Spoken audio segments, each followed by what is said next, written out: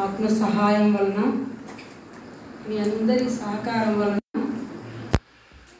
మీ అందరు చూపినటువంటి ప్రేమను బట్టి మేము యొక్క 3 సంవత్సరాలు మీ మధ్య ఎంతో సంతోషంతో ప్రభుని సేవించగలిగినాము. మీరు ఈ యొక్క పరిస్థితులన్నిటిలో కూడా మా యొక్క సంతోషంలో మీరు మాతో కలిసి సంతోషించినారు. మా యొక్క దుఃఖంలో కూడా మీరు పాలు పంచుకున్నారు. మమ్మల్ని ఎంతగానో ఆదరించిన వారుగా ఉన్నారు. అదే టైంలో మేము మీ మధ్య పరిచయం చేస్తున్న సమయంలో కూడా ప్రభువు తన యొక్క ఆత్మ ద్వారా మనందరి ప్రార్థనలు, మన వ్యక్తిగత కుటుంబ సంఘ ప్రార్థనలు అన్నీ కూడా ప్రభు ఆలకించి మనం అనుకున్న దానికంటే కూడా పరిచర్య విషయంలో, ఆయా రకాలైనటువంటి కార్యముల విషయాలు అన్నింటిలో కూడా ప్రభు ఎంతగానో సహాయపడుతూ వచ్చినారు. అనేకులు చాలా విషయాలు చెప్పినారు. కాబట్టి చెప్పినవి నేను ఏం చెప్పదలుచుకోలేదు. అయితే ఒక 2 విషయాలు మాత్రమే చెప్పాలనుకుంటున్నాను. ఒకటి, శాతం రాయి విషయంలో మేము మీ మధ్యకు వచ్చిన టైంలో అక్కడ మందిరం లాక్ వేయబడిందని మేము వినినప్పుడు మేము చాలా బాధపడ్డాం. మందిరం ఏంటి, లాక్ వేయడం ఏంటని చాలా బాధపడ్డాం. అక్క వాళ్ళు కూడా అంత దూరం నుండి వచ్చి చాలా బాధపడే ప్రతి ఆదివారం జ్ఞాపకం చేసి, ఆంటీ వాళ్ళు కూడా, అమ్మ మా యొక్క మందిరం కోసం ప్రార్థన చేయండి అమ్మా, మేము ఎంతో చక్కగా అక్కడ మందిరం పరిచర్య ఎంతో చక్కగా జరిగేది, ఇప్పుడు పరిస్థితి ఇలా ఉంది అన్నప్పుడు ఇక్కడ అందరూ కూడా సంఘం అంతా కూడా కలిసి ప్రార్థన చేసినప్పుడు దేవుడు అద్భుతమైన విధానంలో ఆ మందిరం కూడా తెరవడానికి ప్రభువు కృప ద్వారా, ఆయన మహా సహాయం ద్వారానే అది జరుగుతూ వచ్చింది. ఆ తర్వాత రెండవది, ఇక్కడ ట్రాన్స్ఫర్ విషయం తెలిసిన వెంటనే మేము ఎంతో సంతోషంతో ప్రభు చిత్తానుసారంగా మీ మధ్య నుండి వెళ్ళాలనుకున్నాము. అందుకు మేము ఎంతో సంతోషంగా దాన్ని తెలియపరిచాం కూడా. ఆ టైంలో ఒక బ్రదర్ని, ఆనంద అన్నని వేద్దామని వాళ్ళు ఎబ్రోన్ వాళ్ళు చెప్పారు. ఇక్కడ బ్రదర్స్ అన్న వాళ్ళకి, అంకుల్ వాళ్ళందరికీ కూడా అన్న విషయంలో ఎందుకో సమాధానం లేదు. అయితే అన్న వాళ్ళు వద్దు, బ్రదర్ అయితే మాకు వద్దనేమో అంకుల్ వాళ్ళందరూ చెప్తున్నారు. అక్కడ ఎబ్రోన్లోనేమో తననే పంపిస్తాం మీ మధ్యకని చెప్తున్నారు. ఆ టైంలో మేము చాలా బాధపడిపోయాం. ప్రభా, ఇంతకుముందే ఈ యొక్క సంఘం అంతా కూడా ఎంతో డిస్టర్బ్ అయిపోయింది. మరలా అలాంటి వాతావరణం ఇంకెప్పుడు కూడా ఇక్కడ జరగొద్దు ప్రభా. ఇక్కడ బ్రదర్స్ కన్నా మీరు మంచి మనసు ఇవ్వండి, సమ్మతి గల మనసుని ఇవ్వండి. లేదు అంటే అక్కడ ఎబ్రోన్లో ఉన్నటువంటి పెద్దల వాళ్ళతో అన్నా మీరు మాట్లాడండి ప్రభా. మళ్ళీ చిన్న గొడవ అయినా కానీ సంఘం అంతా చెదిరిపోద్ది, మరలా ఎవరు రావాలంటే చాలా టైం పడుతుందని ఆ విషయంలో ప్రార్థన చేసినప్పుడు దేవుడు అద్భుతంగా తనని కాకుండా వేరే బ్రదర్ని కూడా ఇక్కడ అరేంజ్ చేస్తున్నారు. కాబట్టి మీ మధ్య మీ యొక్క సహకారం లేనిది, మీ సహాయం లేనిది మేమైతే ఒక్క నిమిషం కూడా చేయలేకపోయే వాళ్ళం. కానీ మీరు అన్నిట్లో ఎంతగానో సహకరించినారు. అన్నిటికంటే ముఖ్యంగా మిమ్మల్ని ఏ విషయంలోనైనా ఒకవేళ మేము ఉద్దేశపూర్వకంగా అయితే ఎవరినేమో గద్దించాము. ఒకవేళ క్రమానికి విరుద్ధంగా ఏదైనా ఎక్కడైనా మాట్లాడినా, నడుచుకున్నా, ప్రవర్తించినా కానీ మేము ఖండించే విషయంలో, గద్దించే విషయంలో కూడా వెనుకంజ వేసేవారు మాత్రం కాము. మీరు తెలుసుకోవాలనే కొంత అలా చేసేవాళ్ళం. ఒకవేళ అది మిమ్మల్ని ఎక్కువగా నొప్పించినట్లయితే దయతో మీరు మంచి మనసుతో మమ్మల్ని క్షమించాల్సిందిగా కోరుకుంటున్నాం. అదేవిధంగా మీరు చూపినటువంటి ప్రేమకు మేము నిజంగా మీ అందరికి కూడా రుణపడి ఉన్నామని తెలియపరుస్తున్నాను. కాబట్టి ఇక్కడ ఉన్నటువంటి సంఘం యొక్క భారము, ఎదుర్కొంటున్న సమస్యలు మేము ఎరుగుదుము. కాబట్టి మేము ఎప్పటికి కూడా మర్చిపోము. మేము ఉన్నంతకాలం ప్రభు రాకడ వరకు కూడా ఈ సంఘం కొరకు ఉన్నటువంటి ప్రజలందరి కొరకు భారంతో మేము ప్రార్థన చేస్తాము. మరొకరందరికీ ప్రైజ్ ది లార్డ్.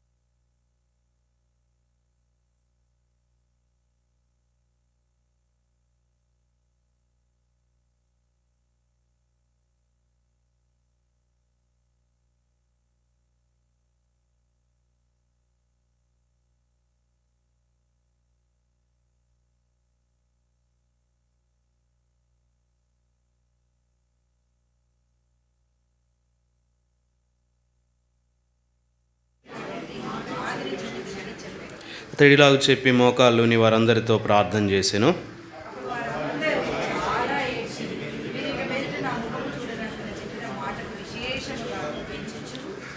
పౌలు మెడ మీద పడి అతను ముద్దు పెట్టుకొని వారు ఓడ వరకు అతనిని సాగనంపిరి. దేవుడు తన మాటలు మన కొరకే దీవించి ఆశీర్వాదకరంగా ఉంచునుగాక. ఈ మాట ఏంటంటే, భక్సింగ్ గారు ఆయన జీవితంలో దేవుడు సేవకు పిలిచి ఆరంభించినటువంటి పరిచర్యలో ఆయన ఎరిగినటువంటి గొప్పదైనటువంటి సత్యము, దేవుడు తన స్వరక్తం ఇచ్చి సంపాదించిన సంఘం. ఎవరి సంఘము? స్వరక్తం ఇచ్చి కొన్నటువంటి సంపాదించినటువంటి సంఘం. పౌలు ఉత్తరం రాస్తూ ఉన్నాడు, నేను వెళ్ళిపోయిన తర్వాత క్రూరమైన తోడేళ్ళు ప్రవేశిస్తాయి. అక్కడ చాలా పని జరిగిన తర్వాత ఇప్పుడు ఆయన వెళ్ళిపోబోతున్నాడు. ఎందుకంటే ఆ పనిని పాడు చేయడానికి శత్రువు వాడి పన్నాగాలు ఉంటాయి. ఆ శత్రువు మీ సహోదరులలో నుండే మీలో నుండే వాడు లేపుతాడు. కాబట్టి మందరు వారు కనికరింపరు, వారికి మంచి మనసు అంటూ ఉండదు. కాబట్టి వారి విషయం మీరు జాగ్రత్తగా ఉండండి. ఇక జరిగిన సంభాషణ నుంచి తర్వాత చూస్తే ఆయన విషయం ఎంతో ఏడ్చారు. ఆయన కూడా వారి కొరకు ప్రార్థన చేశాడు. అక్కడ నుండి సాగి బయలుదేరి వెళ్ళిపోయాడు. 2021 సంవత్సరము ఆగస్టు 13వ తారీఖు మీ మధ్యకి వచ్చినప్పుడు సిస్టర్స్ ఫాస్టింగ్ ప్రేయర్ అయిపోయింది. బ్రదర్స్ కూడా ఉన్నారు, సేవకుడు వస్తున్నాడని. వాళ్ళు చెప్పారు, సండే వెళ్ళేసి రాకూడదా అని చెప్పారు. లేదన్నా, ప్రార్థన చేసి పంపించండి, వెళ్ళిపోతాను. తర్వాత బైబిల్ స్టడీ ఉంది, బైబిల్ స్టడీకి వెళ్ళరా అని చెప్పారు. డేవిడ్ అన్న నెంబర్ ఇచ్చారు. డేవిడ్ అన్నకు కాల్ చేశాను, వద్దామని బయలుదేరాను. మధ్యలో చాలా వర్షము, రాలేని పరిస్థితి, 2 వీలర్లో ఉన్నా. సరే అని ఆగిపోయి మళ్ళీ వెంటనే కాల్ చేసి, నేను రాలేని పరిస్థితి అన్న, వర్షం బాగుందని చెప్పాను. మెట్టుకు ఏమైనప్పటికీ నాకున్న విశ్వాసం ఏంటంటే, దేవుడు ఆ దినాన భక్సింగ్ గారు ఏ విధంగా సేవకుల్ని పంపించేవాడో అదే సంగతులు గుర్తు నాకు. ప్రార్థన చేశాడు, అంతే, వెళ్ళిపోవాలి. దేవుడు సహాయపడతాడు, అంతే. అదొకటే మాట, అదే వాగ్దానం, దేవుడు సహాయపడతాడు. ఇక అలాగనే దేవుడు, అందుకే కాబోలు ఆలస్యమైన శుక్రవారం రోజు లగేజ్తో నేరుగా వచ్చేసాను. వచ్చిన తర్వాత అన్నవాళ్ళు ఆంటీ వాళ్ళందరికీ కలిశారు.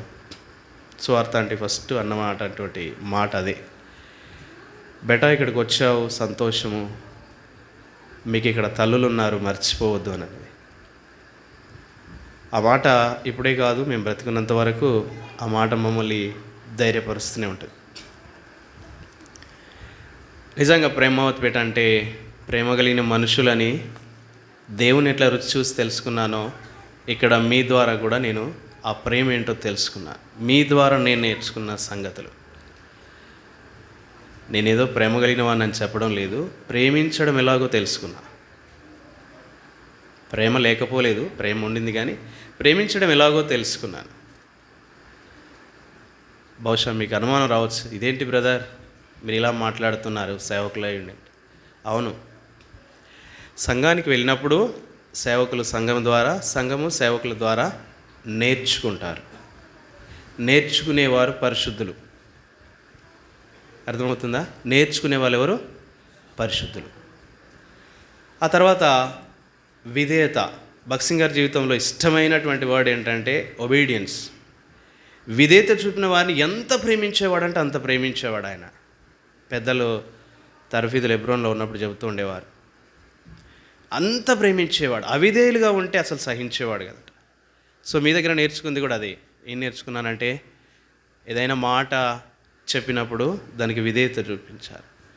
వయసులో తండ్రి లాంటి వారు, పెద్ద వయసు కలిగినటువంటి వారు, నేను చాలా చిన్నవాడిని. అయితే ఏ విషయం మాట్లాడాల్సి వచ్చినా ప్రార్థనాపూర్వకంగా వెళ్ళేవాడిని. ప్రార్థించిన తర్వాత దేవుడు సమాధానం ఇస్తే మాట్లాడేవాడిని. అది పరిచర్య అయినా, చిన్న పని అయినా, పెద్ద పని అయినా, ఏదైనా సరే. సో అందుకే దేవుడు వారి హృదయాల్లో కూడా సమాధానం ఇచ్చేవాడు. ఆ విధేయత నేను చూడగలిగినాను. నేను ఆ విధేయత ఇప్పుడు నేను కూడా నేర్చుకున్నాను, అభ్యాసం చేసుకుంటున్నాను మీ దగ్గరికి వచ్చినప్పటి నుంచి. అంటే ఎంత విధేయత చూపిస్తే దేవుడు అంత ఆశీర్వదిస్తాడు, అంతే. ఇక మూడవదిగా చూస్తే మీ దగ్గర నేర్చుకున్నటువంటిది ఏంటంటే, ఎవరైనా సరే నా అని అనుకుంటారు. ఏమని అనుకుంటారు? నావాడు అని అనుకుంటారు. అది కూడా నేను నేర్చుకోగలిగిన. ఇక నేర్చుకున్న సంగతులు మీకు ఎన్ని బోధపడ్డాయో ఎన్ని బోధపడలేదో అది ఆత్మదేవుడికి తెలుసు. అది బోధపడినటువంటి విషయాలు అభ్యాసం చేసుకోవాలనని ప్రభు పేరట మనవి చేస్తున్నాం. ఆ విషయాలు ఏవైతే మీకు బోధపరచబడ్డాయో ఆ విషయాలు అభ్యాసం చేసుకోవాలి. ఇక్కడ ఉంది చేసింది కేవలం మనిషిని. మీ మధ్య ప్రార్థన అయినా, బైబిల్ పఠనమైనా, ఆరాధన అయినా, ఉపవాస కూడికైనా, సువార్త కూడికైనా, బర్త్డేదైనా, మ్యారేజ్ అయినా, ఏది జరిగినా కేవలం నిమిత్త మాత్రుని నేను నిలబడ్డా. కేవలం మీ ప్రార్థనలు నిలబెట్టాయి. మీ అక్కరుంది కాబట్టి దేవుడు నిలబెట్టి ఇక్కడ వాడుకున్నాడు. ఏ వర్తమానమైనా వచ్చింది అని అంటే, దేవుడు ఏదైనా మాట్లాడాడు అంటే కేవలం మీ ప్రార్థనలు బట్టి దేవుడు ఇక్కడి నుంచి వాడుకున్నాడు. ఆ సంగతి మర్చిపోదు. నేను ఎందుకో పోయిన వారం అంతా ఒక వర్తమానం సిద్ధపడ్డాను, కానీ దేవుడు దాంట్లో లిబర్టీ ఇవ్వలే నాకు. శనివారం రాత్రికాలము భక్సింగ్ గారి పుస్తకం చదువుతూ ఉంటే అందులో దేవుని మందిరాన్ని గురించినటువంటి ప్రస్తావన చేసుకొచ్చాడు. వెంటనే ఫ్లాష్ అవుతూ వచ్చింది. ఆత్మదేవుడు ఆ సంగతులు నా దృష్టికి తీసుకొచ్చాడు. ఎందుకు చెప్తున్నాను నేనంటే, సేవకుల్ని ప్రేమించాలి. ప్రేమించవద్దని చెప్పట్లే, ప్రేమించాలి. ఎంతగా ప్రేమించాలి అంతగా ప్రేమించాలి. సేవకులైనా సరే దైవికమైన క్రమాన్ని అనుసరించకుండా ఉంటే వారిని అనుసరించవద్దు. ఇంకా ఆపేసేయాలి, అక్కడితో ఆపేసేయాలి. మీకు చెప్పే విషయాలు కొన్ని ఏం చెప్తున్నానంటే జాగ్రత్త పడడానికి కొరకు, భవిష్యత్తులో ముందుకు వెళ్ళడానికి కొరకు, ఈ సేవను ఘనంగా జరిగించడానికి కొరకు చెబుతున్నాను. సో నేను ఇక్కడ నిలబడి చెప్పినటువంటి బోధ నేనేమి ఘనంగా ఫీల్ అవ్వటం లేదు. చెప్పినా కూడా అది కేవలం నేను నిమిత్తం మాత్రుడిని, చేయవలసినటువంటి పరిచర్య కంటే కూడా తక్కువ చేశాను. అందుకే చెప్పాను, మా దేవుని మందిరాన్ని మేము విడిచిపెట్టాం. ఎందుకు విడిచిపెట్టొద్దు అని అంటే నేను చెప్తున్నాను దానికి. దేవుడు తన స్వరక్తం ఇచ్చి సంపాదించాడు. అక్కర మీది, ఆకలి మీది, రోగం మీది, అవిశ్వాసం మీది, బలహీనత మీది, అక్కర మీది, ఏవైతే ఉన్నాయో ఇవన్నీ ఏం చేయబడ్డాయంటే సంఘానికి వచ్చాడు. మనం అందరం కలిసి సంఘానికి వచ్చాం. సంఘంలోకి వచ్చినప్పుడు దేవుడు ఏం చేశాడంటే, అనారోగ్యం కలిగిన వారికి, బలహీనలైనటువంటి వారికి, కృంగినటువంటి వారికి, అవిశ్వాసులైనటువంటి వారికి, బలహీనలైనటువంటి వారికి, ఎవరికి ఏ వర్తమానం అవసరమో అది దేవుడు ఇచ్చాడు. అంతే చూడండి, దానికి మించి చూడొద్దు. ఇంకా అశోక్ అన్న బాగా వాక్యం చెప్తాడు అని చూడొద్దు మీరు. అశోక్ అనే కాదు, ఇంకా సమ్ XYZ ఎవరైనా సరే. నేను అదే చెప్పాను, ఏదైనా వరం ఉంది అంటే దేవుడు మీకు ఇచ్చాడు, వారికి ఇచ్చాడు, దేవుడు అది వాడుకున్నాడు అంటే దాన్ని బట్టి అతిశయించి ఆయన ఫాలో అవ్వద్దు. నన్ను ఎవరు ఫాలో అవ్వద్దు. వచ్చిన ఆరంభంలో కొంత నాకు కలతగా ఉండింది. ఏంటంటే సేవకుల విషయంలో, ఈవెన్ నేనైనా రేపు పొద్దున ఇక్కడికి రావాలంటే ఇక్కడ ఉన్నటువంటి సేవకులకు ఇన్ఫామ్ చేయాలి, లేదా అందుబాటులో లేకపోతే పెద్దలతో మాట్లాడాలి. నేను అప్పుడు ఎంటర్ కావాలి. ఈ స్టేషన్ నుంచి వెళ్ళిపోయిన తర్వాత ఈ స్టేషన్ నాది కాదు. సో అది నాకు ఆరంభంలో కొంత ఇబ్బందికరంగా ఉంది. ఎందుకంటే వస్తున్నారు వెళ్తున్నారు, నాకే తెలియడం లే, బయట ఉన్న వారికి తెలుస్తున్నది సేవకుడు వచ్చిపోయాడు కదా అని. ప్రేమ ఉంటుంది, ఉండదని నేను చెప్పడం లే, మీరు కూడా చెప్పాలి. రేపు పొద్దున అశోక్ బ్రదర్ వస్తున్నాడంటే ఇక్కడ ఉన్న సేవకుని చెప్పాలి, బ్రదర్ అశోక్ బ్రదర్ వస్తానంటున్నాడు మా ఇంటికి. అర్థమవుతుందా? ఇది డివైన్లీ ఆర్డర్, ఇది దైవికమైనటువంటి క్రమం. అవిధేయత కలిగినటువంటి మనుషులు దేవుడు ఎన్నడూ ఇష్టపడడు. విధేయత కలిగినటువంటి మనుషుల్ని ఆయన ఇష్టపడతాడు. ఇష్టంగా జీవించి ప్రభు రాజ్యాన్ని స్వతంత్రించుకుందాం.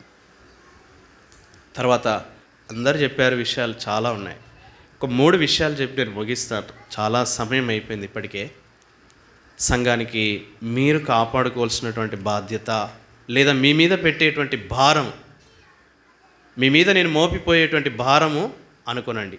ఆ భారాన్ని ఒక 3 విషయాలు చెప్పి నేను ముగిస్తాను. ఏమన్నాడు దేవుడు ఇక్కడ? అపోస్తలుడైన పౌలు ఏమన్నాడు?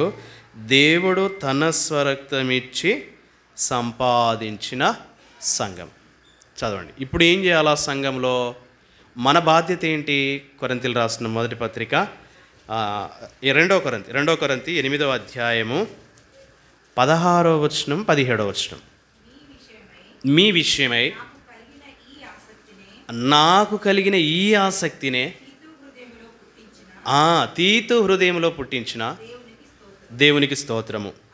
అతడు అంగీకరించును కానీ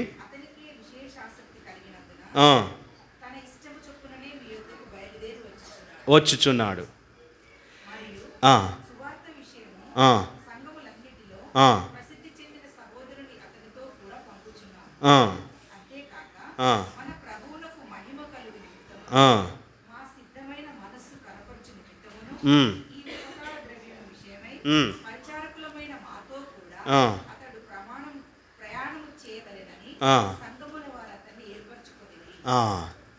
సంఘముల వారు అతన్ని ఏర్పరచుకుని. 7వ వచనం.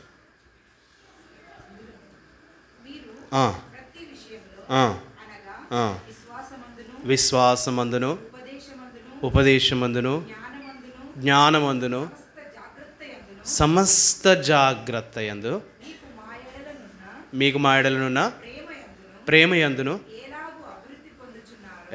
ఏలాగు అభివృద్ధి పొందుచున్నారో అలాగే మీరు ఈ కృపయందు కూడా అభివృద్ధి పొందినట్లు చూచుకొనుడి. దేన్ని చూసుకోమంటున్నాడు?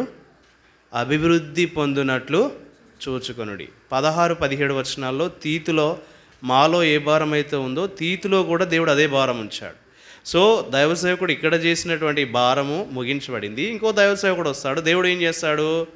వచ్చేటువంటి దైవసేవకుల్లో కూడా అదే భారం పెట్టి తీసుకొని వస్తాడు. పౌలు అదే రాస్తున్నాడు ఉత్తరం కొరింథీ సంఘానికి. తీతులో అదే భారాన్ని ఉంచాడు దేవుడు. సంఘములు అతన్ని పంపించారు. కాబట్టి ఉత్తరం చదువుకోనండి అని చెప్తున్నాడు. అయితే 7వ వచనంలో ఏం చెప్పాడంటే మీరు అభివృద్ధి పొందడానికి కొరకు చూసుకోవాలి. దేవుడు తన స్వరక్తం ఇచ్చి సంపాదించిన సంఘానికి ప్రతి విశ్వాసి ఎందుకొరకు రావాలి అంటే అక్కడ రాశాడు, ప్రేమలోను విశ్వాసంలోను అభివృద్ధి పొందినట్లుగా మిమ్మల్ని మీరు చూసుకోండి. అర్థమవుతుందా? ప్రేమించడం రాదు, విశ్వాసంలో ఎలా అభివృద్ధి పొందాలో రాదు, మనకు తెలియదు. అయితే మనం ఏం చేయాలా? సంఘానికి రావాలి, మందిరానికి రావాలి. మందిరానికి వచ్చినప్పుడు ప్రేమించడం ఏంటో తెలుసుకుంటాం, విశ్వాసంలో అభివృద్ధి పొందడం ఏంటో తెలుసుకుంటాం. దేవుడు తన స్వరక్తం ఇచ్చి సంపాదించిన సంఘం, ఆ సంఘములో నీవు నేనున్నాం. మనమందరం కూడా ఈ అభివృద్ధిలోనికి రావాలి. 13వ అధ్యాయం 9వ వచనం, కొరింథీయులకు రాసిన 2వ పత్రిక 13:9. మేము బలహీనులమై ఉన్నను మీరు బలవంతులై ఉండిన ఎడల సంతోషించదము. దీని నిమిత్తమే అనగా మీరు సంపూర్ణులు కావాలనని ప్రార్థించుచున్నాం. దేవుడు తన స్వరక్తం ఇచ్చి సంపాదించిన సంఘము. రెండో విషయం ఏంటంటే దైవజనుడు ప్రార్థన చేస్తూ ఉన్నాడు. దేని కొరకు ప్రార్థన చేస్తున్నాడు? మీరు సంపూర్ణ పురుషులు కావడానికి. ఎఫెసీ పత్రిక 4వ అధ్యాయంలో చూస్తాం. సరే, సంపూర్ణులము కావడానికి కొరకు దేవుడు తన స్వరక్తం ఇచ్చి సంపాదించిన సంఘాన్ని మనం విడిచిపెట్టకూడదు. సంఘం వెలుపట ఉంటే అసంపూర్ణం అవుతాం. సంఘములోనికి వచ్చడం ద్వారా మన అసంపూర్ణత తీసివేయబడుతుంది. కనుక నేను చెప్తా ఉంటాను వర్తమానాలలో కూడా అప్పుడప్పుడు, మీ కూర్చున్న వారికి అంటే నాకు అంత విశ్వాసం లేదు, మీ అంత పరిశుద్ధత కూడా నాకు లేదు, మీలాగా జీవించే జీవితం కూడా నాకు లేదని చెప్తా ఉంటాను. అంటే పౌలు ఏం చెప్తా ఉన్నాడంటే మేము బలహీనులమై ఉండినా మీరు బలవంతులై ఉండాలి. ఇప్పుడు నా భారం కూడా ఏంటంటే మీ మధ్య అనేక బలహీనతలు కలిగి సేవ చేశాం, విసుక్కున్నారు, కోపం తెచ్చుకున్నారు, అలిగారు, ఎన్నెన్నో జరిగాయి. అయినప్పటికీ మా ఉద్దేశం, మా మోటివ్ అంతా ఏంటంటే మీరు బలవంతులు కావాలి, మా బలహీనతలు చూసి మీరు కృంగిపోవద్దని. ఎవరొచ్చినా సరే, ఎవరు సేవ జరిగించినా సరే, పరిచారకులైనా సేవకులైనా విశ్వాసులైనా ఎవరైనా సరే, వీళ్ళంతా టెంపరీ. పర్మనెంట్ ఏంటి?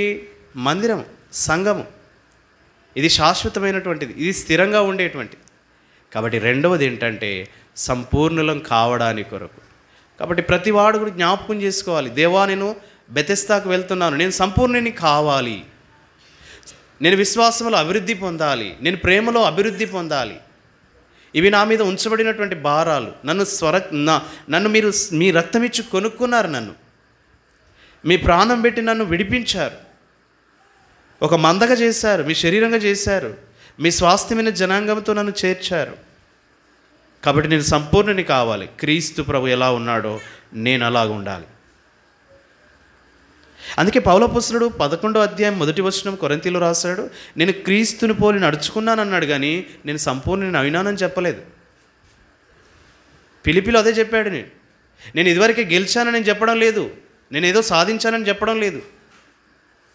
వెనుక ఉన్నవి మరిచి ముందున్న వాటి కొరకు వేగిరపడుచున్నా.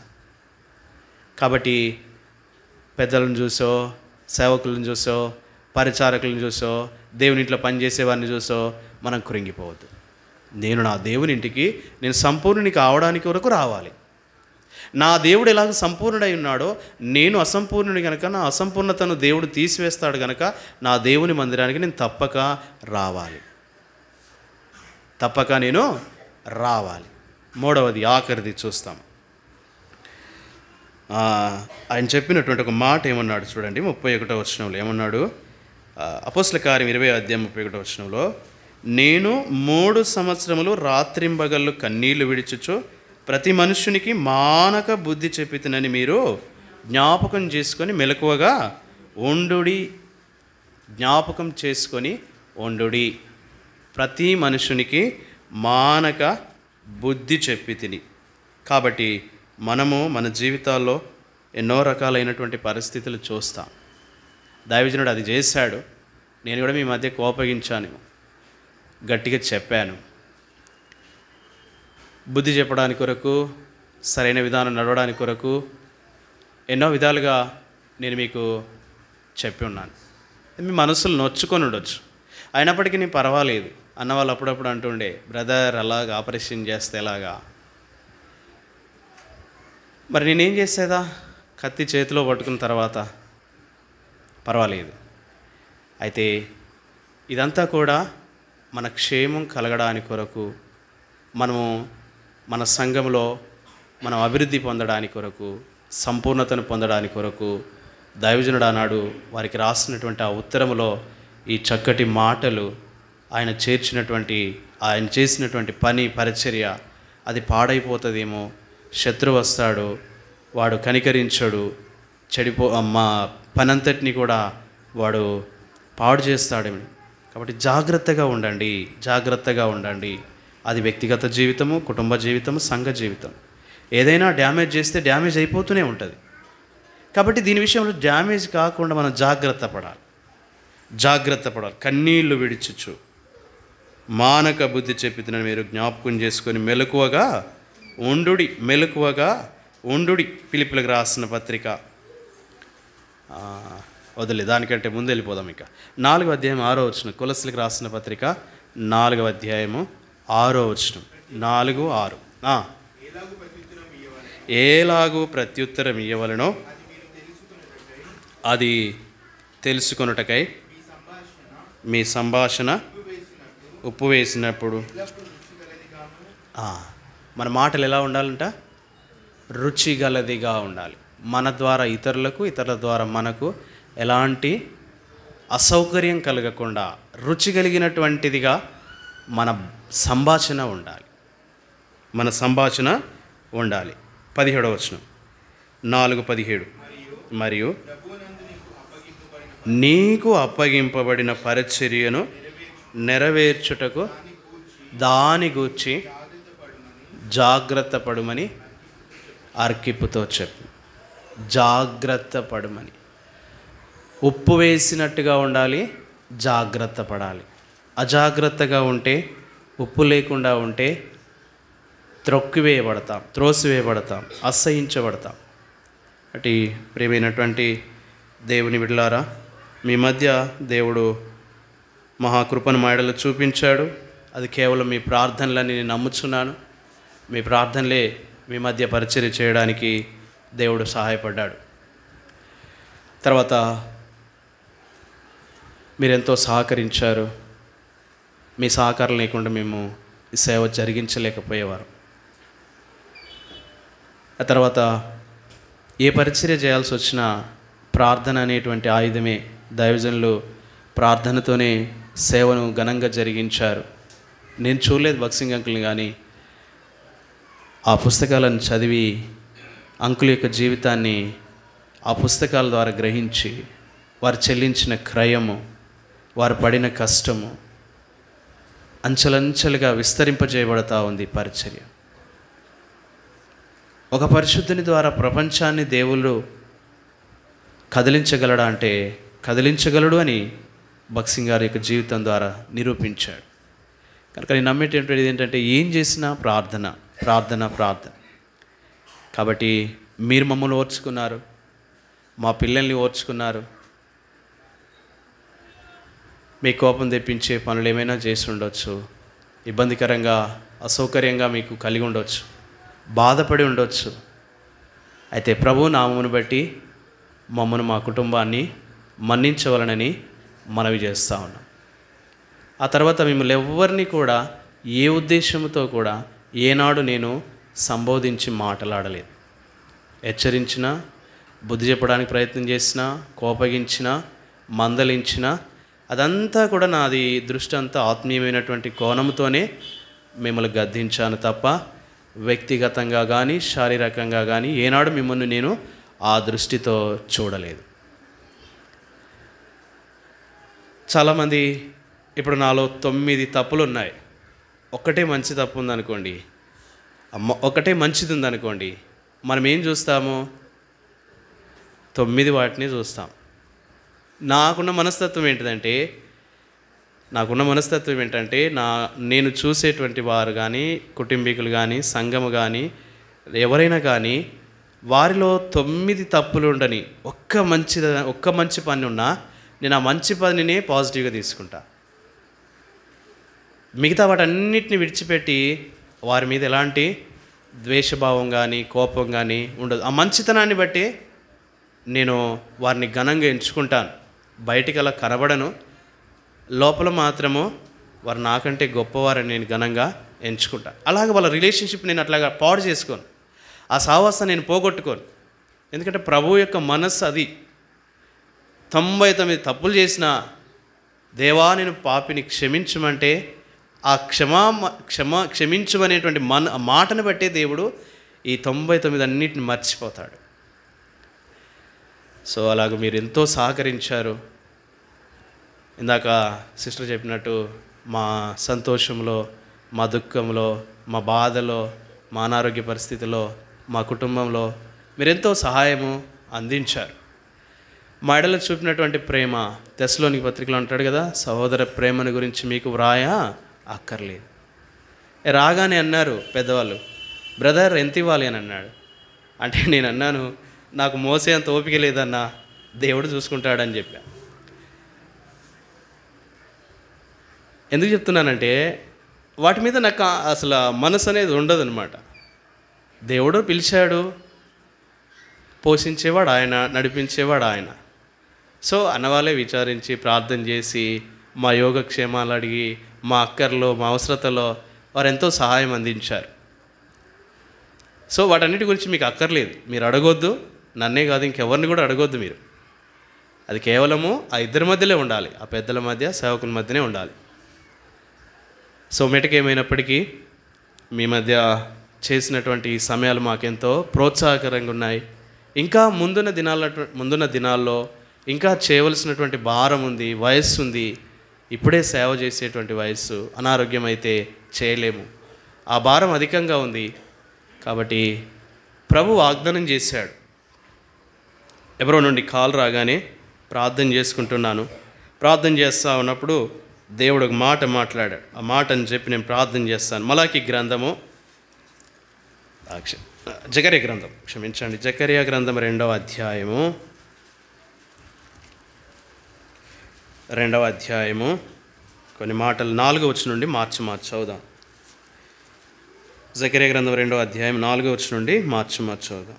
2వ దూత పరిగెత్తిపోయి యెరూషలేములో మనుషులను పశువులను విస్తారమైనందున అది ప్రాకారము లేని మైదానముగా ఉండునని ఈ యవనునికి తెలియజేయమని మొదటి దూతకు ఆజ్ఞ ఇచ్చాను.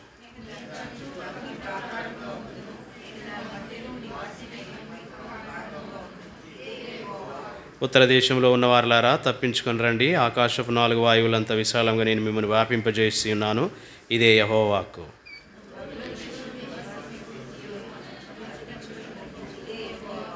సైన్యములకు అధిపతి యెహోవా సెలవిచ్చినదేమనగా, మిమ్మల్ని ముట్టినవాడు తన కనుగుడ్డు ముట్టినవాడని ఎంచి తన ఘనత తెచ్చుకొనదలిచి మిమ్మల్ని దోచుకొనిన వాని అన్యజనుల యొద్దకు ఆయన నన్ను పంపి ఉన్నాడు.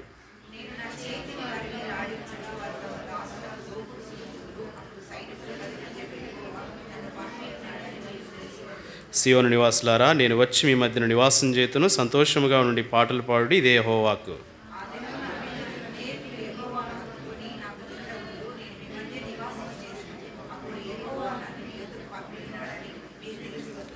మరియు తనకు స్వాస్థ్యమని యెహోవా ప్రతిష్ఠితమైన దేశంలో యూదాను స్వతంత్రించుకొనును, యెరూషలేమును ఆయన ఇంకనూ కోరుకొనును.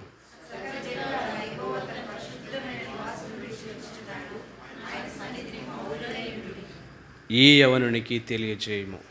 ఆ రోజు మార్నింగ్ మెడిటేషను నా డైలీ పోర్షన్ అయిపోయింది, ప్రార్థన అయిపోయింది. తర్వాత సిస్టర్ నేను కూర్చొని వింటూ ఉన్నప్పుడు డైలీ పోర్షన్లో దేవుడు మన క్యాలెండరు వాక్యంలో ఈ వాగ్దానం ఉంది, 2:5 మాట్లాడుతూ ఉన్నాడు.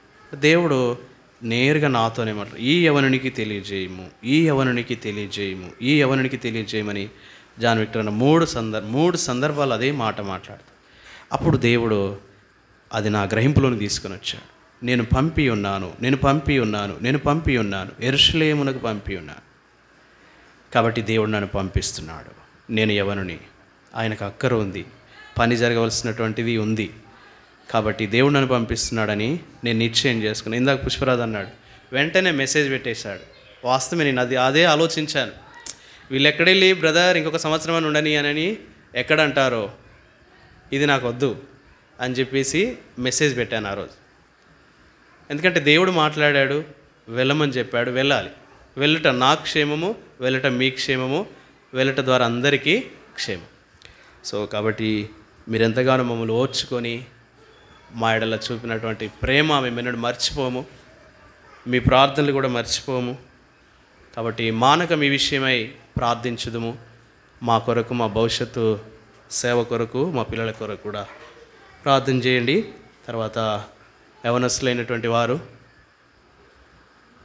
మందిరంలో నేర్చుకోవాల్సినటువంటి దైవికమైన క్రమాన్ని పెద్దలైన వారు తెలియపరిచినప్పుడు నేర్చుకొని రాబో దినాల్లో మీరే స్తంభాలు గనక యవనస్తులైన వారు నాకు కాదులే, నాకు అక్కర్లేదులే అని చెప్పి త్రోసివేయకుండా లోబడి, ఇప్పుడు ఏ విధంగానైతే లోబడ్డారో, అశోక్ అన్న ఉంటే విన్నారు, లేకపోతే వినలేదనే మాట రాకూడదు.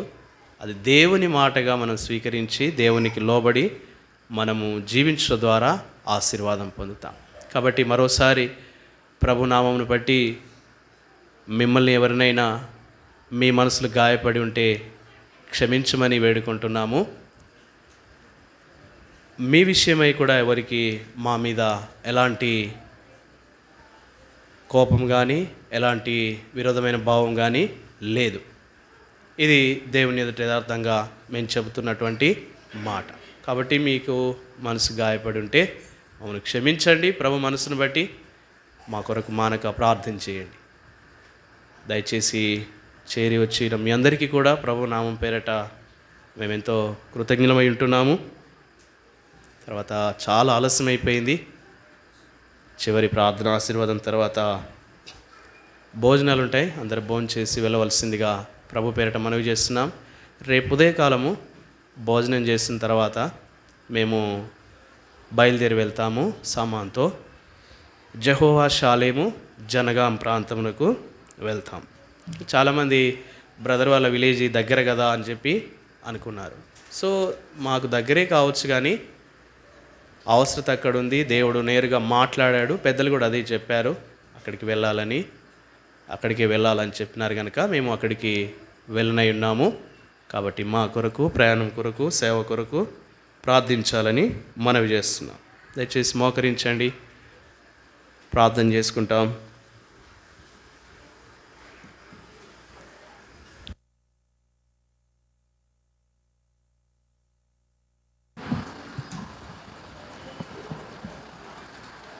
పరిశుద్ధమైన ప్రేమ నమ్మకం కలిగిన జీవం కలిగిన మా పరలోకమందున తండ్రి, స్తుతికి పాత్రుడా, ఆరాధనలకు యోగ్యుడా, మీకు వందనములు. బెతెస్దాకు మేము పంపించబడడానికంటే ముందు హెబ్రోన్ నుండి పెద్దలు ప్రార్థించి మమ్మల్ని ఇక్కడికి పంపించారు. యెహోషువ గ్రంథము 4వ అధ్యాయం 5వ అధ్యాయంలో గిల్గాలులో వారి నింద తొలగించబడింది, వారి అవమానము తొలగించబడింది, వారి పాపము తొలగించబడింది అని చెప్పి ధైర్యపరిచి నన్ను ఇక్కడికి పంపించారు. ఆ వాగ్దానం చేత పట్టుకొని ఇక్కడికి వచ్చినప్పుడు ఉన్న పరిస్థితులన్నిటిలో మీరు సహాయపడ్డారు, సమకూర్చారు, ఆలోచన చెప్పారు, వాక్యం ఇచ్చారు, ప్రార్థన ఇచ్చారు, భారం ఇచ్చారు, సహకారులను ఇచ్చారు, జతపని వారిని ఇచ్చారు, తండ్రి ప్రేమించే వారిని ఇచ్చారు, ప్రోత్సహించే వారిని ఇచ్చారు, ధైర్యం చెప్పేవారిని ఇచ్చారు. దేవా, నీ పని, నీ పరిచర్య ఈ 3 సంవత్సరాలు దాదాపుగా 2 సంవత్సరాల 10 మాసములు ఘనముగా జరగడానికి ఇది కేవలము మీ కృపే. అపోస్తల కార్యంలో దేవుని కృపను చూసి, దేవుని కరుణాహస్తము తోడై ఉన్నందున, కనుక మీ కరుణాహస్తమే, మీ కృపే మాకు తోడై ఉన్నది కనుక ఈ పరిచర్యలు జరగగలిగాయి. ఇది మీ సంకల్పం, ఇది మీ ఉద్దేశం. ఇంకా రాబో దినాల్లో ఈ ఆరంభించిన పరిచర్య అంచెలంచెలుగా ఎదిగి విస్తరించాలి, స్థిరపరచబడాలి, స్థాపించబడాలి, జనముల తల్లిగా ఉండాలి, ఆదరించే తల్లిగా ఉండాలి, ప్రేమించే తల్లిగా ఉండాలి, చేర్చుకునే తల్లిగా ఉండాలి. తండ్రి, ఉన్నటువంటి మీ ప్రజలు అన్నిటికీ సహకరించారు. పరిశుద్ధులు ప్రభునందు నిద్రించినప్పుడు, తండ్రి జన్మదినములు, దేవా కాటేజ్ మీటింగ్లు, గాస్పెల్ మీటింగ్స్, ఓపెన్ ఎయిర్స్, విబిఎస్లు, special meetings, Telangana God service gathering, దేవా ఇలాగ డిసెంబర్ మాసం అంతా సువార్తలు, ఎన్నో విధాలుగా కంబైన్డ్ యూత్ మీటింగ్స్, శాతంరాయ్, దయగల తండ్రి, ఈ పరిచర్యలన్నీ కూడా మీరెంతో జరిగించినారు ఘనంగా. అది మాకు కాదు యెహోవా, మాకు కాదు, మీ కృపా సత్యములను బట్టి మీ నామమునకే మహిమను ఆరోపిస్తున్నాం. కొద్దిమంది పరిచారకులను తయారు చేయగలిగినాం, ప్రోత్సహించినాం, పరిచర్యలు ఇచ్చాం, వారికి ధైర్యపరిచాము. భవిష్యత్తు ఎదగాలి, స్థిరపడాలి.